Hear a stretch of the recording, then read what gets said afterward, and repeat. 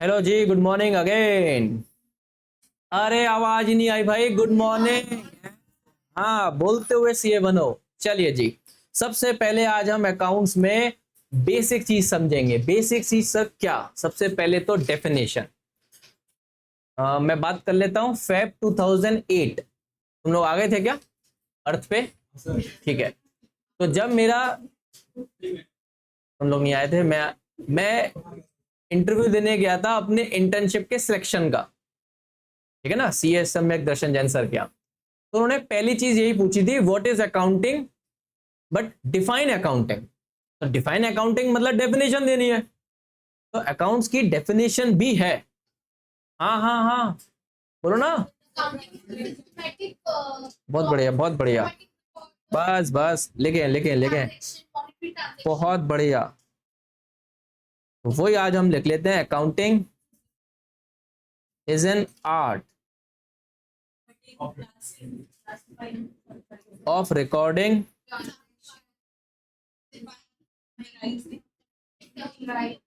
classifying and summarizing transactions and events which are in part at least of financial character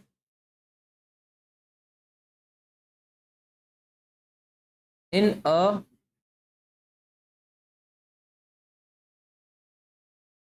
significant manner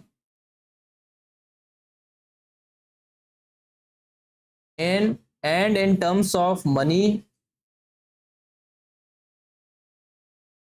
and interpreting the results thereof. At least of, थोड़ी writing मेरी ऐसी doctor वाली है, इससे तुम medical से दवाई भी ला सकते हो ऐसे दिखा के है। तो at least of financial character in a significant manner and in terms of money and interpreting the results thereof. एक प्यारी सी सर डेफिनेशन आप हमें समझाएंगे, बिल्कुल तोड़ तोड़ के समझाएंगे। तो एक एक वर्ड स्पेस पे चर्चा करेंगे। आज का टारगेट मेरा सिर्फ इतना ही है बस। सर इसी में 1 घंटा निकल जाएगा, ज्यादा निकल। तो याद करने को तो बहुत आसानी सी है ये। अकाउंटिंग क्या है? एक आर्ट है। किस चीज की? RCS, recording, classifying, summarising. Recording class वो बताऊंगा मैं, आर्ट के अंदर ही आ जाएगा, ठीक है। और फिर क्या लिखा है? And events which are in part of at least of financial character, ठीक है, in significant manner in terms of money and interpreting the results thereof. तो जो पहली बार लिख रहा है वो बिल्कुल आराम से लिखे। चलिए अब बात समझें। एक है हम सबका प्यारा मिस्टर ए, इसने पैसा लगा के बिजनेस स्टार्ट किया है। और छोटा मोटा ही हम बिजनेस स्टार्ट कर रहे हैं। हम साहब शूज बेचते हैं। हम क्या करते हैं? हाँ हाँ, आगे तो सुनो। दिल्ली से हम होलसेल मार्केट से परचेस करके लाते हैं। परचेस मतलब होता है खरीदना। और फिर प्यारी ग्वालियर में एक मार्केट है बाड़े, बाड़े पे जाके हम लोग दुकान हमने ओपन कर रखी है, वहां जाके हम सेल करते हैं। तो हम शूज बनाते नहीं है, हम तो खरीदते हैं रेडीमेड आइटम और हम उसको बेचते हैं, कोई दिक्कत नहीं है। यही हमारा ट्रेड करने का तरीका है भैया। ओके, अब मेरे को बताओ, ये जब दुकान चला रहा है तो इसकी ऐसी कौन सी चीजें हैं जो बार बार होंगी? क्या ये परचेज बार बार होगी? हाँ, जब परचेज बार बार होगी तो सेल भी बार बार होगी, नॉर्मल है। जब इसके यहाँ एम्प्लॉय काम करेंगे तो उनको ये क्या देगा? तो क्या ये भी बार बार ट्रांजेक्शन्स होंगी? हाँ, सैलरी देना है, हर 12 महीने देना पड़ेगा। अगर दुकान खोली है तो इलेक्ट्रिसिटी, भाई लाइट लगाई होगी, बिजली का खर्चा होगा क्या? हाँ, कितनी बार होगा साल में? 12 बार। और अगर दुकान किराए पे लिए तो 12 बार इसको रेंट देना पड़ेगा। तो ये जितनी भी चीजें मैंने आपको ये लिखी हैं, इनको बोलते हैं ट्रांजैक्शंस। बिजनेस में क्या हो रही है? ये ट्रांजैक्शंस, जिनसे बिजनेस चलता है, बिजनेस में इंपैक्ट पड़ता है, ये होती है ट्रांजैक्शंस।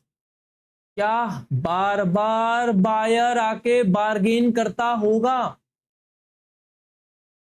हाँ भाई, ग्वालियर वालों को आदत है, चाहे गुड्स हो चाहे सर्विसेज हो, थोड़ा डिस्काउंट मिलेगा। ये सेंटेंस फेवरेट है ग्वालियर वालों का,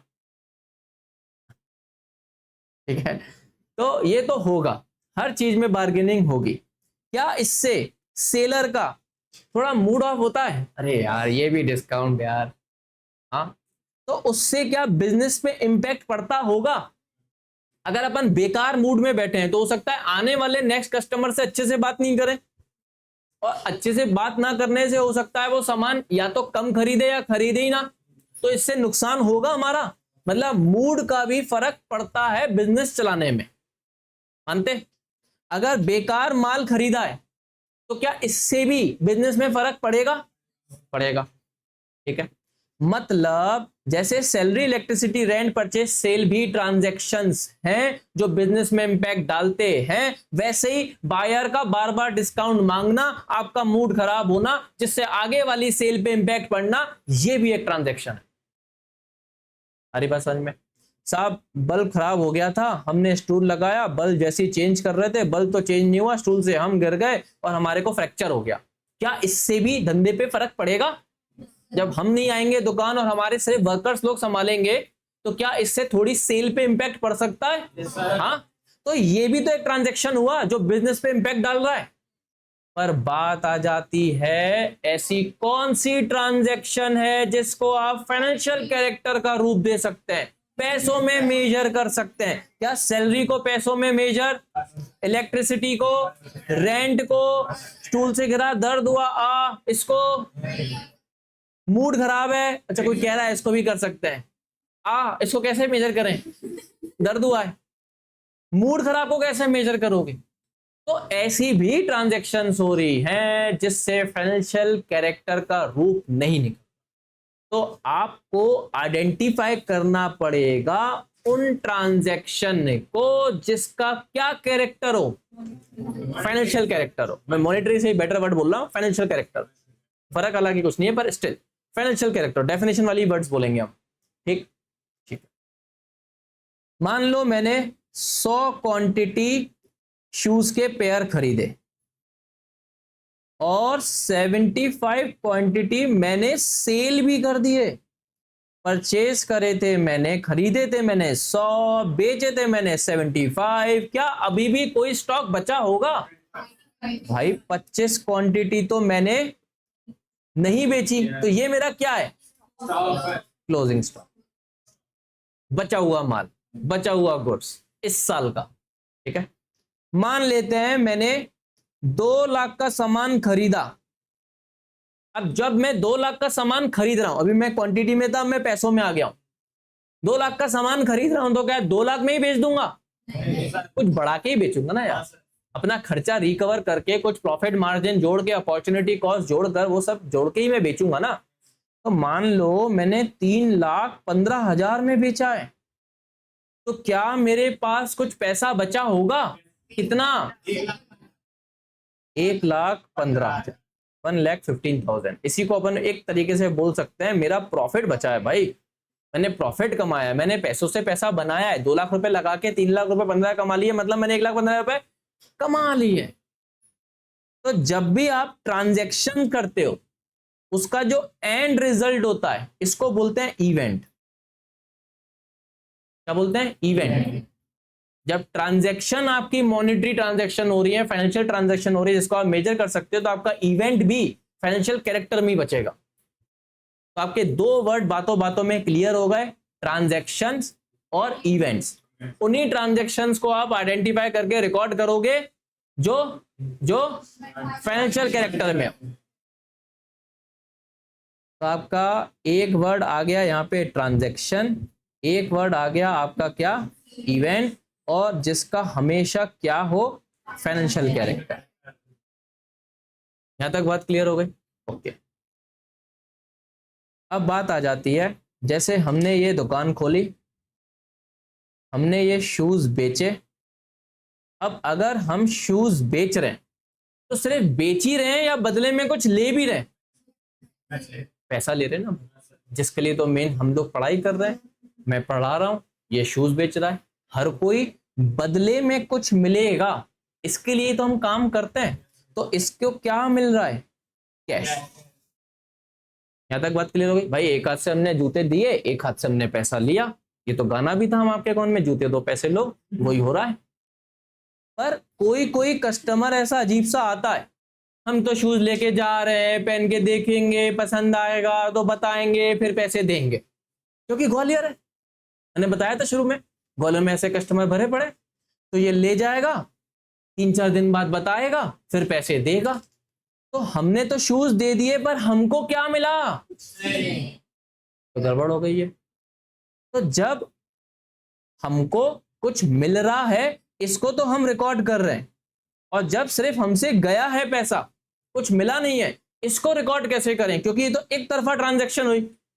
तो इस बात को समझा एक व्यक्ति ने, लुकास डी बार्गो पैसियोली ने, इसको बोलते हैं फादर ऑफ अकाउंट्स।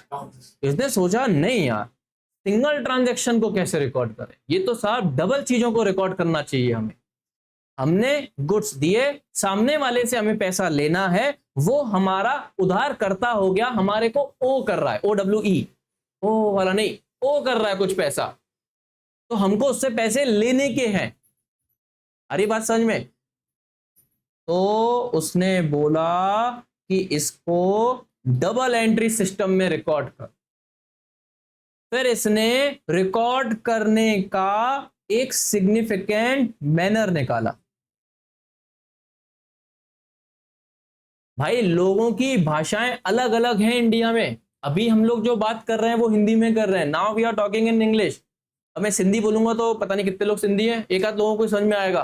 तो बात आ जा रही है, जैसे भाषाएं अलग अलग हैं तो हर कोई अपनी अपनी भाषा के हिसाब से रिकॉर्ड करता। तो इसने कही ये तो गड़बड़ हो जाएगी, फिर यार समझेंगे कैसे? ये इसका बिजनेस मैं नहीं समझ पाऊंगा, मेरा बिजनेस ये नहीं समझ पाएगा, तो क्यों ना अपन इस पूरी चीजों की भी एक लैंग्वेज बनाए। अरे बात समझ में? तो अकाउंटिंग की भी एक लैंग्वेज है और उसको नाम दिया इसने जर्नल एंट्री। कि चाहे ये अमेरिका में बैठ के बिजनेस करे, मैं हिंदुस्तान भारत इंडिया में बैठ के बिजनेस करूं, मेरा भी रिकॉर्ड करने का तरीका सेम हो, इसका भी रिकॉर्ड करने का तरीका सेम। इसको बोल दिया सिग्निफिकेंट मैनर। एक स्टैंडर्ड सेट कर दिया कि ग्लोबली हर कोई एक ही लैंग्वेज में बिजनेस की चीजों को रिकॉर्ड कर। किस तरीके से भाई? Journal entry. अब कुछ आ रहा है, कुछ जा रहा है, तो इनको नाम तो देना पड़ेगा ना।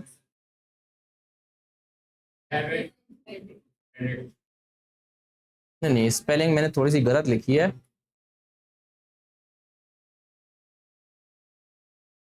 सर ये क्या लिखा है? ये लैटिन वर्ड्स है, डेब्रे क्रेडरे। फिर हमने यहां से कठिन वर्ड थे ना, तो हमने पकड़ लिया, इसको बोल दिया डेबिट और इसको बोल दिया क्रेडिट। तो दीज आर लैटिन वर्ड्स। मात्र बन गया मदर, भ्रातृ बन गया ब्रदर, संस्कृत वर्ड से भी इंग्लिश वर्ड बने और कुछ लैटिन वर्ड से भी अकाउंटिंग लैंग्वेज बनी। तो यहां से क्या निकल कर आ गया भाई, डेबिट और क्रेडिट। और जब हम इनको रिकॉर्ड्स करते हैं तो हम डेबिट को रिकॉर्ड्स कर रहे हैं, तो यहां से डी पकड़ा, यहां से आर पकड़ा, और ये शॉर्टकट में बन गया डेबिट, जिसको तुम डीआर बोलते हो। और अगर तुमने इसकी पढ़ाई कर ली तो डॉक्टर बन जाओगे, ऐसा। तो डॉक्टर के लिए भी डीआर ही है, पर ये यहां से डिराइव हुआ। सिमिलर वे में क्रेडिट रिकॉर्ड्स, इसके आगे भी रिकॉर्ड्स बन गया, तो इसको अपन क्या बोलते हैं शॉर्टकट में, क्रेडिट। अब इसको रिकॉर्ड कैसे करें, तो उसने ना कुछ इंपॉर्टेंट टर्म्स निकाले कि आपको पूरी अकाउंटिंग को 4-5 वर्ड्स के अंदर ही समाना पड़ेगा, और वो वर्ड्स हैं एसेट्स, लायबिलिटीज, एक्सपेंसेस, इनकम, और 2 वर्ड और है ड्राइंग्स। इसमें समाएंगे अपन। अब तुम लोगों का मन बहुत कर रहा होगा, उछल उछल के कर रहा होगा कि इनके बारे में हम कुछ बताएं, क्योंकि हम तो कॉमर्स का बचपन निपटा के हैं 11th-12th में। तो बताओ भैया एसेट्स क्या होता है। वाह, क्या उछल उछल के मन कर रहा है तुम लोगों का, आवाज ही नहीं निकल रही। एसेट्स मतलब क्या, वो सारी चीज एसेट्स हैं जो पैसा कमा के दे, सीधी सी बात। वो सारी चीज आप एंटरप्राइज में लगा रहे हो for economic return, economic benefit, वो आपके लिए एसेट्स। इकोनॉमिक बेनिफिट्स मतलब 2 टाइप की एक्टिविटी करता है ह्यूमन बीइंग, एक इकोनॉमिक, एक नॉन इकोनॉमिक। शाम को मैंने अपने बेटे को भी पढ़ाया, कौन सी एक्टिविटी थी, पैसा लेते हुए अच्छा लगूंगा मैं अपने बेटे से, तो वो कौन सी एक्टिविटी थी, नॉन इकोनॉमिक। तुमको मैं पढ़ा रहा हूं, अभी 4-5 दिन बाद चालू होऊंगा मैं, तो कौन सी एक्टिविटी है ये, इकोनॉमिक। हरी बात समझ में। तो एसेट्स इकोनॉमिक एक्टिविटी में जो आपको पैसा कमा के दे, वो आपके लिए एसेट्स है। चाहे अब वो कैश फॉर्म में हो, या फिर वो बहुत जल्दी कैश में कन्वर्ट हो जाए, या फिर जो आपको कैश कमाने में असिस्ट करे, हेल्प करे। तो मेरे को यहां बेटर पढ़ाने के लिए कौन हेल्प कर रहा है यहां पे, क्या ये फर्नीचर हेल्प कर रहा है, ये टीवी, ये लैपटॉप, ये डॉक्यूमेंट प्रोजेक्टर, ये लगे हुए एसी, ये 4 पंखे, तो these all are my assets, क्योंकि मेरे को असिस्ट कर रहे हैं एक बेटर सर्विस देने के लिए। तो these all are my assets. ठीक, अब 1,10,000 की टीवी मैंने 80,000 रुपए कैश देके खरीद ली, कितने रुपए और देने अभी, 30,000। लायबिलिटीज, लायबिलिटीज, ठीक है। तो लायबिलिटीज मतलब आपकी देनदारी, जो बिजनेस करने के लिए आपके ऊपर उधार हो गया है, वो आपके लिए है लायबिलिटीज। फिर अब ये बिजनेस ऑपरेट में करने के लिए मेरे को खर्चे करने पड़ेंगे, 2 मैनेजर हायर कर रखे हैं, ये नेट चल रहा है, वाईफाई का बिल मांगते हैं, ये मेरे से जिस जगह पे अपन बैठे हैं लैंडलॉर्ड हर महीने आके रेंट मांगता है, एसी चल रहे हैं, इनको प्यास लगती है इलेक्ट्रिसिटी मांगते हैं, और इलेक्ट्रिसिटी वाले फिर मेरे से पैसा मांगते हैं। ये सब चीजें क्या है, इतना लेबर, इतनी एफर्ट्स डाल रहा हूं मैं, क्यों, कमाई। अरे बात समझ में। तो मैंने जो धंधे में पैसा लगाया दैट इज माय कैपिटल, और जब कभी मेरे को लगेगा घर में खर्चा बढ़ रहा है, मेरे को थोड़े पैसे निकालने, दैट इज माय ड्राइंग्स। तो ये कुछ वर्ड्स हैं जिनमें पूरी अकाउंटिंग समा गई, इन्हीं में खेलोगे अब बस आने वाले आप 3 महीने, ये 5-6 चीजों में। ठीक, तो सर इनको रिकॉर्ड्स कैसे किया जाए, बात आ जाती है। मैंने अभी अभी आपको बताया था अकाउंट की लैंग्वेज क्या है, जनरल। कैसे करें साहब, जैसे सपोज करो यहाँ पे ए है और यहाँ पे लोक प्लाजा डाल देते हैं, हम सब मेले होके आए, लोक प्लाजा एड सुनिए, यस सर। सब मेले में सुन के आए होंगे ग्वालियर में, ठीक है। तो हमने ना सोचा कि क्यों ना इसको 50,000 रुपए कैश देकर क्या परचेज कर लें, एक एयर कंडीशनर। क्यों? क्योंकि साहब एयर कंडीशनर, हम गर्मी इतनी बढ़ने वाली है आने वाले दिनों में, वैसे भी इंडिया ऑरेंज अलर्ट है, एमपी भी ऑरेंज अलर्ट में है, तो 45 डिग्री 43 डिग्री टच करने वाला है, एसी लगेगा साहब। तो इस चीज को हमने खरीद लिया 50,000 देके। तो याद रखना, जीवन में हमेशा गिव एंड टेक चलता है। आप जब तक कोई चीज दोगे नहीं, बदले में आपको मिलेगा नहीं, चाहे वो सीए डिग्री क्यों ना हो। आज आपको बहुत सारी मेहनत करनी पड़ेगी, एफर्ट्स लगाने पड़ेंगे, दुनिया भर के सेक्रीफाइसेस करना है, तब जाके आपका नाम के आगे दो इंपॉर्टेंट प्रीशियस वर्ड्स लग जाएंगे, या तो सीए या सीएस। तो गिव एंड टेक का ही जमाना है, ठीक है ना। तो अब इसको अपन रिकॉर्ड कैसे करें? ऐसे लिखें, मैं तो रास्ते से जा रहा था, पैसे मैंने दिए थे, एसी मैंने खरीदा था, ठंडी ठंडी हवा आ रही थी। ये तो नॉर्मल लैंग्वेज हो गई, ऐसा तो रिकॉर्ड कर नहीं सकते। ऐसे में तो ट्रांजैक्शन ही रिकॉर्ड करता रह जाएगा एक बंदा, बिजनेस तो कर ही नहीं पाएगा। तो इसकी एक कोड लैंग्वेज होगी, छोटी लैंग्वेज करनी पड़ेगी हमें, और एक उसका सिस्टमेटिक मैनर निकालना पड़ेगा। अब जब भी कोई रूल बनाते हैं, मतलब कोई कोड बनाते हैं, तो बहुत सारे प्रोटोकॉल्स, बहुत सारे रूल्स को पालन करना पड़ेगा। तो उसके रूल्स क्या बना दिए कि अगर एसेट्स बढ़ता है तो उसको आपको डेबिट करना पड़ेगा, और एसेट्स अगर कम होता है तो क्रेडिट। सिमिलर वे में अगर लायबिलिटी बढ़ती है तो क्रेडिट, कम होती है तो डेबिट, ठीक है ना। और ऐसे ही अगर खर्चे बढ़ेंगे तो डेबिट, और इनकम बढ़ेगी तो क्रेडिट। क्या ये 6 चीजें हमें याद हो सकती हैं आने वाले 20 सेकंड के अंदर? तुरंत से याद कर लो, जिसको नहीं पता है वो लिख लो। इसको बोलते हैं मॉडर्न अकाउंटिंग रूल्स। एक 6 चीजें बचपन से घोटा मार के आ रहे हो, इन सब चीजों को आप 11th क्लास में जमा देते हैं बहुत सारे टीचर्स दिमाग में, तो जमे हुए होंगे। नहीं जमे तो लिख के जमाओ, ठीक है। तो एसेट्स इंक्रीज में डेबिट, रिड्यूस में क्रेडिट, लायबिलिटी बढ़ने में क्रेडिट, घटने में डेबिट, खर्चे बढ़ने में डेबिट, इनकम बढ़ने में क्रेडिट। अभी मेरी जेब में ना 6,300 रुपए के आसपास कैश पड़ी है। मेरे लिए ये सब चीजों में से क्या है वो? एसेट्स। एसेट्स। उससे मैंने ना अभी आगे मेरे को एक फर्नीचर बेंच और चेयर लगानी है, मैंने कुछ फर्नीचर खरीद लिया। तो ये फर्नीचर अब मेरे लिए क्या हो जाएगा? ये भी एसेट्स है। तो एक एसेट्स को पाने के लिए मैंने एक एसेट्स को खोया, तो मेरे पास इंक्रीज क्या हो रहा है? और मेरे से डिक्रीज क्या हो रहा है? क्या ये दोनों के दोनों एसेट्स हैं? हाँ भाई, एसेट्स बढ़ता है तो क्या करेंगे, और घटता है तो कोई दिक्कत तो नहीं है। अब इसको लिखने का तरीका इन्होंने बताया, फर्नीचर अकाउंट डेबिट तो कैश अकाउंट। मान लेते हैं 6,000 रुपए का ही आया है, तो 6,000। अब कहने की बात है कि सर फर्नीचर अकाउंट के आगे आपने डेबिट लिखा है क्योंकि ये सच में डेबिट है। अब इसके आगे आपने क्रेडिट क्यों नहीं लिखा है? तो क्रेडिट की जगह सिर्फ हमने 2 लिखा है।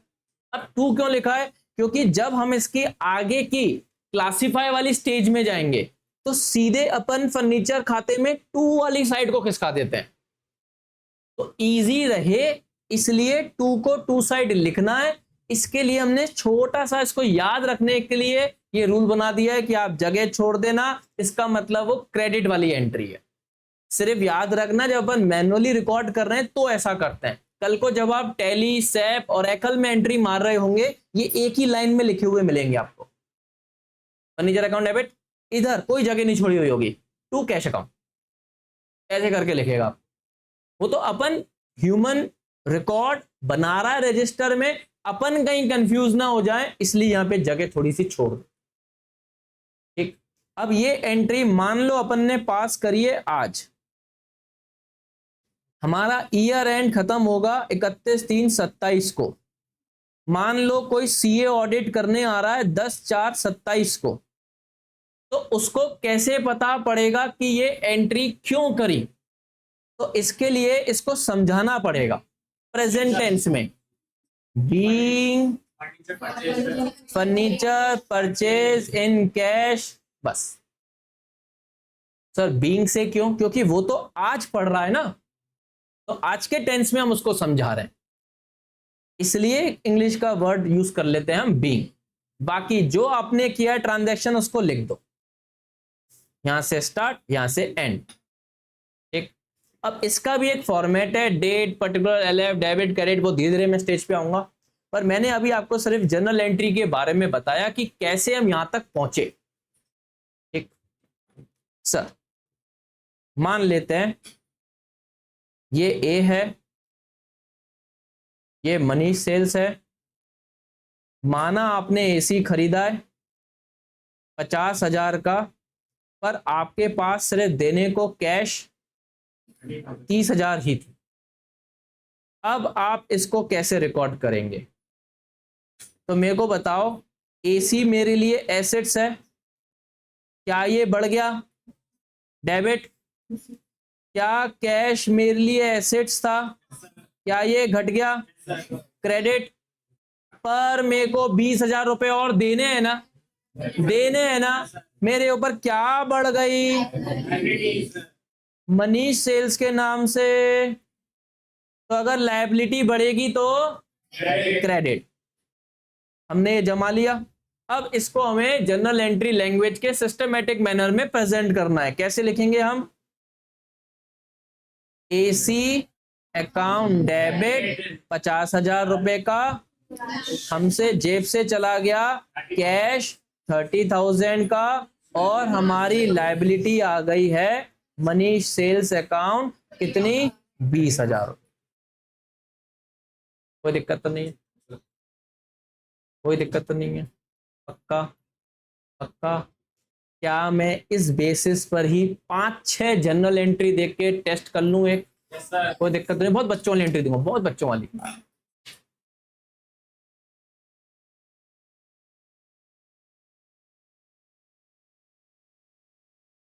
ए started business with cash ₹5 lakh. अगर लिखो भी नहीं क्वेश्चन चलेगा, क्वेश्चन नहीं भी लिखो चलेगा, सीधे जनरल एंट्री करो। A purchased machine ₹2 lakh in cash. A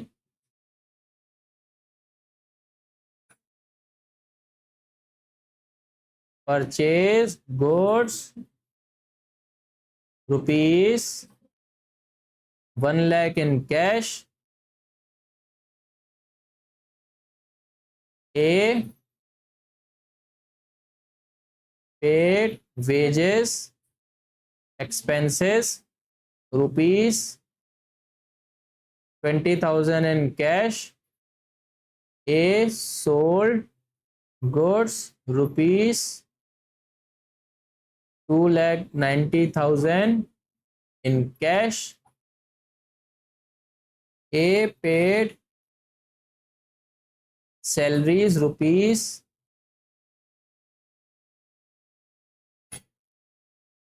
₹25,000 in cash। Depreciate machine by 10% per annum. Sir ये इतनी सिंपल एंट्री से हम चेक कर रहे हो हमें? हाँ, क्वेश्चन नहीं भी लिखो चलेगा, नरेशन नहीं भी लिखो चलेगा, मेरे को सिर्फ सिंपल सी जनरल एंट्री चाहिए। फॉर्मेट में चाहिए क्या? नहीं, फॉर्मेट भी नहीं बना चलेगा, मैंने अभी कुछ नहीं सिखाया, सिर्फ ये मैं चेक कर रहा हूं कि मेरे को आपको कहां से उठाने का है। अगर ये साथ की साथ सही एंट्री लिखी है तो भाई आप लोग चैंपियन लोग हो।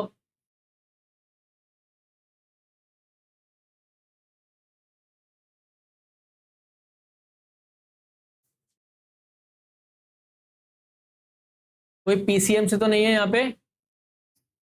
आप अटक रहे होगे थोड़ा थोड़ा सा, है? मैं करवाता हूँ अभी, है? तो मैं आज एक मेरे से ना एक बेसिक लेक्चर लेके जाना, ऑनलाइन में दूंगा, है? मैंने बना रखा है वैसे ऑलरेडी, ये ग्रुप में डाल दूंगा, खैर सभी लोग देख सकते हैं। चलिए करवाऊं मैं। हो गई 7 एंट्रीज। आयुष कर नहीं पा रहा है, आयुष।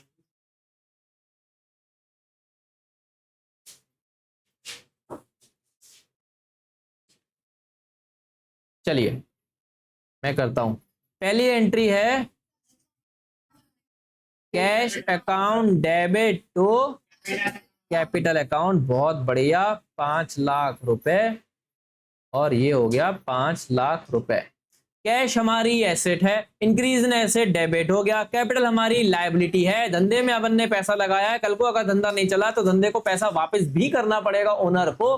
तो कैपिटल हमारी लायबिलिटी है, लायबिलिटी इंक्रीज होती है तो क्रेडिट। सेकंड, हमने मशीन खरीदी है। बहुत बढ़िया, machine account debit to cash account. जिसको जनरल एंट्री नहीं आ रही है, बिल्कुल पेशेंस रखना, आने वाले 5 दिन यही करना है अपन को। 5 दिन में तो मैं चैंपियन बना दूंगा आप लोगों को। बिल्कुल नर्वस मत फील होना, जिनका पहला दिन है, पहली बार सीख रहे हैं। ये सिर्फ वो लोग चेक हो रहे हैं जो 2 साल से पढ़कर आ रहे हैं। A purchase goods ₹1 lakh in cash. बहुत बढ़िया। तो हम लोग कभी भी गुड्स वर्ड नहीं लिखते हैं, परचेज वर्ड लिखते हैं। क्यों?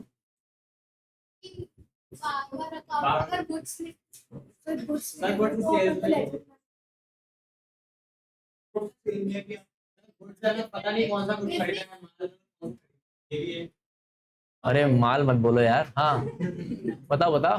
बिजनेस बहुत सारी गुड्स में डील करता है, अगर गुड्स लिखेगा तो कंफ्यूजन हो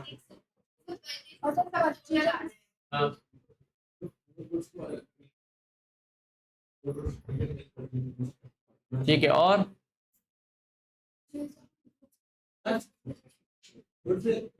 मतलब बहुत ज्यादा क्वांटिटी में बेचा। देखो, मान लो मैंने गुड्स खरीदे हैं 10,000 के, बेचे हैं 20,000 के, एक या चलो 30,000 के बेचे।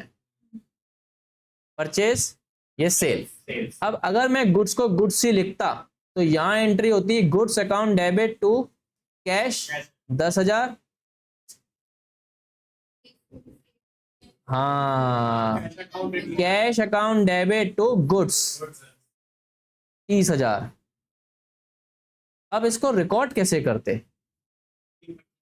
ये तो वैसे ही कट जाता, क्रेडिट में बचता सिर्फ 20,000 से, तो अकाउंट्स में कैसे ट्रांसफर करते?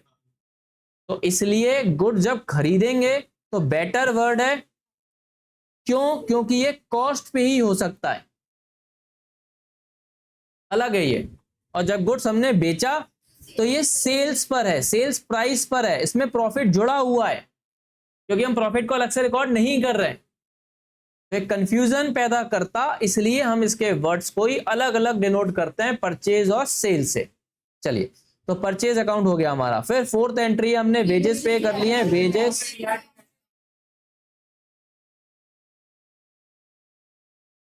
सर आप राइटिंग जानबूझ करके बेकार लिख रहे हो या है ही ऐसी?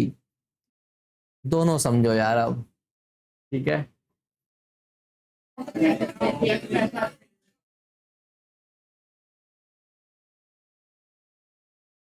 फिर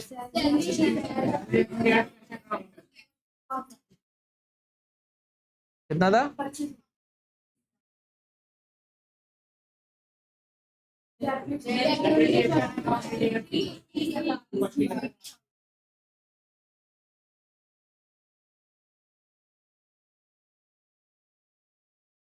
किस किस की सातों एंट्री सही निकली? बहुत बढ़िया, वेरी गुड। फोटो दर्शिका, सातों एंट्री सही निकली, ठीक। तो ये जो हमने भी पार्ट परफॉर्म किया है, इसको बोलते हैं रिकॉर्डिंग। सर डेफिनेशन भी आपने लिखवाया भी था। हाँ, ये वाला वर्ड हमारा क्लियर हो गया। रिकॉर्डिंग। ठीक, इसके बाद क्या स्टेप आती है? क्लासिफाई कहाँ होता है?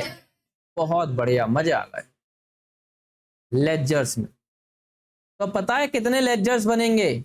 एक कैश अकाउंट, एक कैपिटल अकाउंट, एक मशीन, एक परचेज, एक वेजेस, एक सेल्स, एक सैलरी। 8 लेजर बनेंगे। ठीक है सर, लेजर भी आप बता ही दो तो मैं बता ही देता हूं। कैश अकाउंट आपको बना के दिखाता हूं। जैसे अभी हम कोई फॉर्मेट पे बात नहीं कर रहे, अभी नॉर्मल बात कर रहे हैं।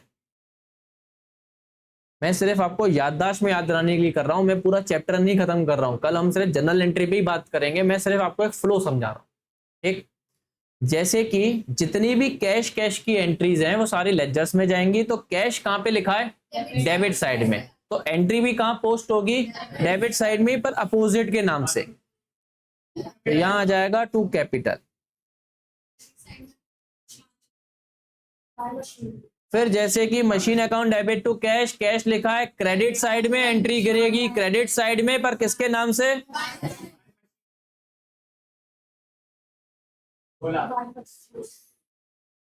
फिर ऐसे ही बाय परचेज, बाय वेजेस, 10 नहीं 20 होगा। फिर बाय टू सेल्स, फिर बाय सैलरी। फिर हम बैलेंस निकालेंगे और जो कि आ जाएगा कैलसी। तो अब हम लोगों को अलाउड है, हम बड़े बच्चे बन गए।